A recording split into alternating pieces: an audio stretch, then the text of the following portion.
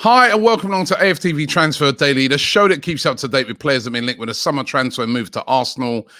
Big game today. It is the final of the Euros. England taking on Italy. Really looking forward to that. Hopefully our boy Bukayo Saka gets a start in the game. And hopefully England bring it home. It'd be wonderful to see England win it. It's a beautiful day here today in the UK, and it would just be fitting to see England bring it home tonight. So good luck to England. I was watching a game last night. I was watching the Copa America final. That was a really intense game. Argentina winning it. Congratulations to Messi. He's dispelled that myth now where people always say, well, you can't say he's the greatest because he didn't win a title, or didn't win a big World Cup or Copa America with Argentina. Well, he did it yesterday, did it in style, got the player of the tournament, top scorer of the tournament. You can't beat that. And Emi Martinez, of course, previously of Arsenal, now at Villa, won the Golden Glove as the best goalkeeper in the tournament. Right? Yeah, I don't even want to get into that. But congratulations going out to Emi Martinez. What a past couple of seasons it's been for him. It's been absolutely incredible rise. And you know what? There's a player playing there that we've been linked to. He's on his way to Atletico Madrid now, but Rodrigo de Paul, I've watched him a couple of times in this tournament for Argentina, the Udinese player. What a baller. Would have been perfect for us when we're saying we need a number 10, somebody's really creative. He would have been perfect, but set to be joining Atletico Madrid. That's a big miss. Albert Sambi Lokonga, I know we speak about him every single day, but apparently passed his medical, right? So medical's been passed, deal agreed for around about 17.5 million plus some add-ons. Apparently he's here in the UK and he's doing his quarantine at the moment. Remember, let's not forget those rules around quarantine. Just because you're a footballer doesn't make you exempt from those. You've got to do those as well. And hopefully we'll join up with the team later on this week. I'm not sure when they're going to announce that. You never know. It could be announced today. But Sambi Lokonga is joining Arsenal, joining Nuno Tavares as our second signing of the summer, and will be eligible very soon to be in and around the camp for all the pre-season, which is very, very important. So two signings, right? Which is good. It's a good start, but we all, we're focused on the big ones. Now, James Maddison, could this one happen? When this was first mooted a few weeks ago, and the news was broken by AFC Bell on Twitter. Now, this guy, AFC Bell, I know he's at ITK, but he broke the Thomas Partey news. I've said this one before. And when he broke it at the time, a lot of people were saying, oh, yeah, okay, yeah. And it actually happened. It did go through. It did happen. So he's kind of become a reliable source. He's not really, when I've looked at his stuff that he puts out there, he doesn't look like one of these sort of guys that's just putting it out there to just try and get loads of followers. He's just like putting the information that he's got. Now, his latest update on James Maddison yesterday was that an approach is going to be made very soon for James Maddison by Arsenal. They're very serious about this one. They know they're probably going to have to offer, upwards towards £60 million to get this one done. Now, apparently, on the table for James Maddison is a 4-year deal plus an option of a year extension on top of that. So, if he's doing well, effectively a 5-year deal, a chance to double his wages. I think he's on over £100,000 a week at Leicester. Double your wages at Arsenal. Wow. Plus he will get the number 10 shirt. I mean, it's very attractive. I know people are going to turn around and say, well, no, he's at Leicester. Leicester now, officially a big club. They're in the Europa League. Arsenal got no European football. I've said this before. The profiles of the two clubs are completely different. Leicester, great club. doing great things. I was at their training ground about a month ago. It's unbelievable. Trust me, it is on par with all the best training grounds of Arsenal, Tottenham's, all these across the Premier League now. They really are making moves. But the reality of it is that the profile of Arsenal Football Club as a worldwide football club, brand, whatever you want to call it, is on another level to Leicester. If James Maddison comes to Arsenal, he puts himself on another level as regards to his profile. And if he comes and he's successful at Arsenal, it blows up again. Gives his chances of getting into the squad as well for, because a lot of players will be looking at that now, especially with the success of England. Players like James Maddison, who just missed out, he's a bit unlucky with injury, but just missed out on the England squad, will be looking at it and say, how do I get back into that squad? How do I get past Mason Mount in that midfield position? This Grealish there. Go to a club like Arsenal, smash it there. That's what he might be thinking. Plus you double your wages. Listen, it's very tempting.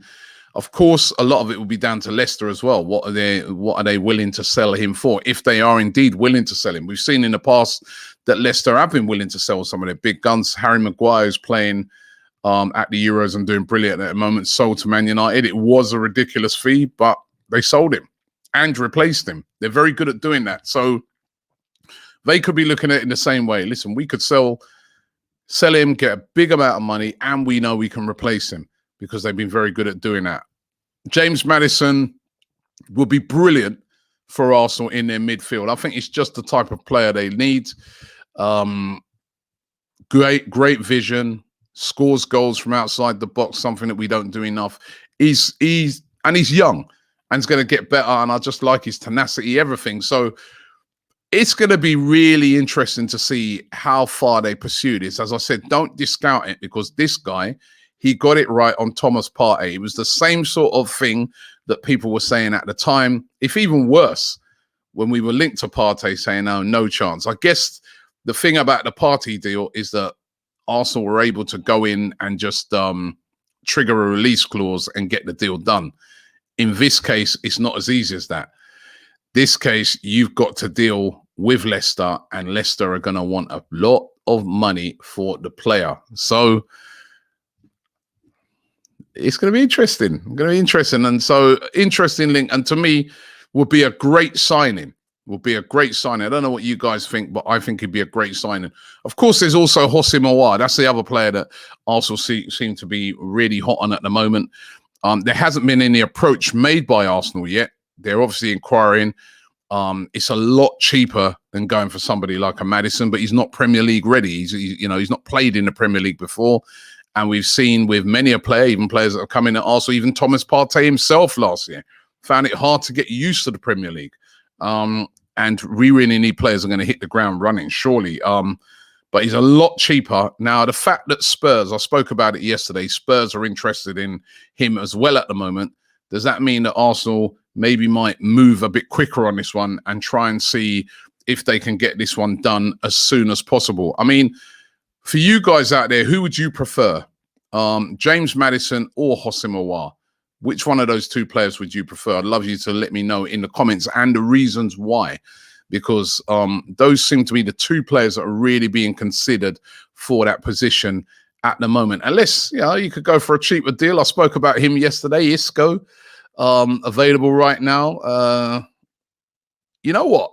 I was reading something today that, you'll see on that caption there that his value is around about 16.2 million.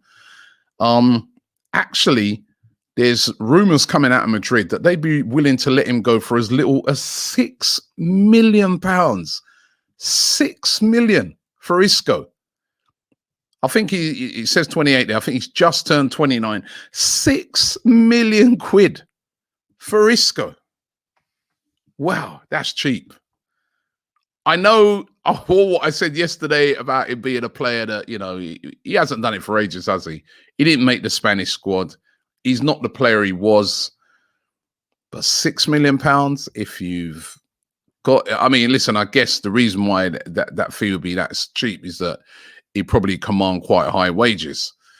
And they're just desperate to get him off the wage bill because he's probably on quite high wages now at Madrid. But £6 million is tempting if it is that sort of fee. It depends what Arsenal want to do. Are they looking to the future and a player that they're going to have there for the next 4 or 5 years? Then you go Maddison or Aouar. If you're just saying, well, you know what, we're just so desperate to get a player in this position, we need to sort this as soon as possible. We can't get the targets we're after.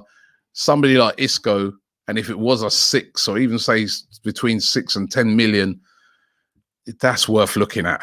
You know what I mean? I want to know what you guys think. 6 million for Isco.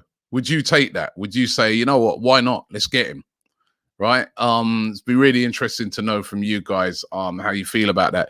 Eddie Nketiah is being looked at seriously now by Patrick Vieira. Patrick Vieira, of course, Arsenal great, Arsenal legend, has now taken over as manager at Crystal Palace and is said to be very, very interested in Eddie Nketiah. He's only got 1 year left on his deal now, Eddie Nketiah. Didn't really have a great season last year. He had quite a few chances, but didn't really score many goals. Didn't feature a lot towards the end of the season. Does look like he's going to be one of those players that will be sold.